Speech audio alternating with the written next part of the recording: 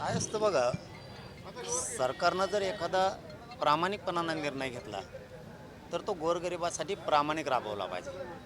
त्याच्यात पूर्वनियोजित काही षड्यंत्र करून कट न शिजायला पाहिजे.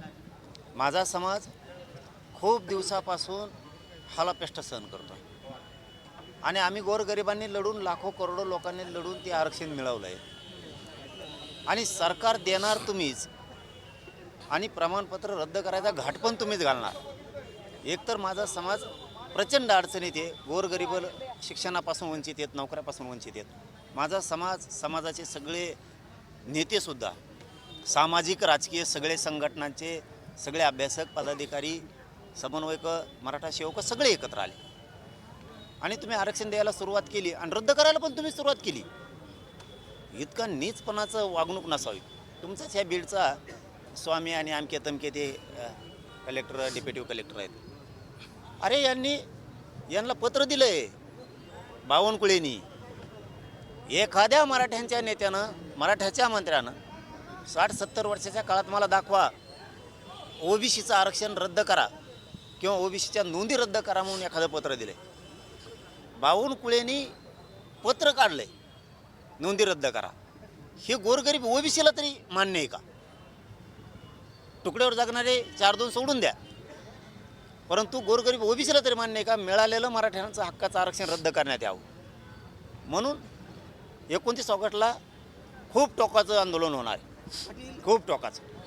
ज्या पद्धतीनं नोंदी प्रमाणपत्र रद्द झाले त्याच पद्धतीने बीड जिल्ह्यामध्ये देखील एक बडा नेता आहे की नोंदी प्रमाणपत्र रद्द करण्यासाठी पाठपुरावा करण्याची चर्चा आहे.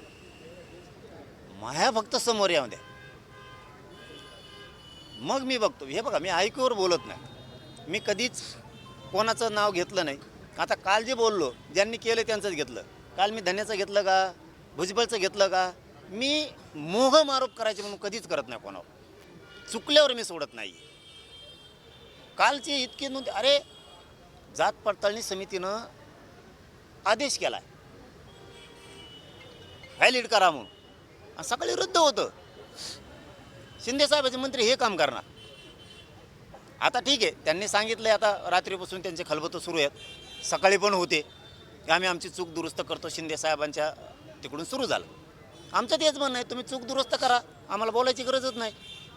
तीच पद्धत भाजपमधल्या मराठ्यांच्या जिल्हाप्रमुखांनी, भाजपमधल्या मराठ्याच्या आमदारांनी, मंत्र्यांनी, खासदारांनी फडणवीस साहेबाला सांगा, बावनकुळेंनी केलेली चूक आपण सुधारू, गोरगरीब मराठ्यांचं नरडीचा गोट नको घ्यायला.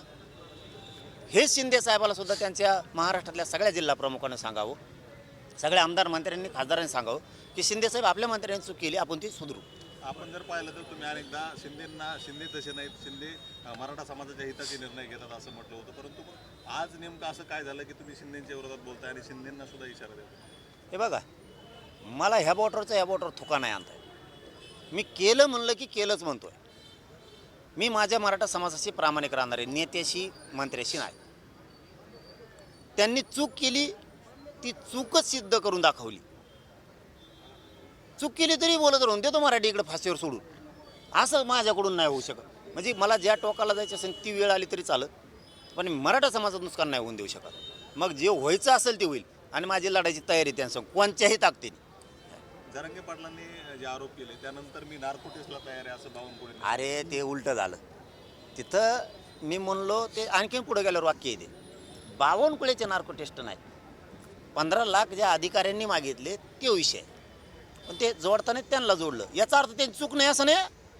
नार्को टेस्टचा विषय त्यांचा नाही आहे, फक्त त्यांचा विषय पत्र काढलं त्यांनी त्याच्यात.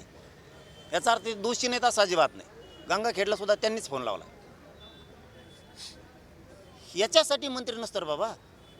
मंत्री कशासाठी असतो? इतकी जात ठसून भरली तो यात. ठीक आहे, बघू आता बावनकुळे काय करतो आणि आम्ही बी मराठवाड्यात, पश्चिम महाराष्ट्रात, विदर्भात काय करतो दाखव. तुम्ही आमचा रद्द करून बदला घेणार, आम्ही तुम्हाला पाडून बदला घेणार. आता तुम्ही भाजपला इशारा देत आहे उमेदवार पाडण्याचा. दुसरीकडे मंगेश सासनी यांनी देखील इशारा दिला आहे, भाजपच्याच काळात ओबीसीचं नुकसान झालं, हातचं आरक्षण गेलं, राजकीय आरक्षण गेलं, शैक्षणिक आरक्षण गेलं, त्यामुळे आता 2029 मध्ये ओबीसी देखील भाजपला हात दाखवतील असं म्हटलं. ते असल्याला मोजतच नाही, मी गिनीतच नाही. असले किती काय येते किती काय जाते. ओके, चला. चला.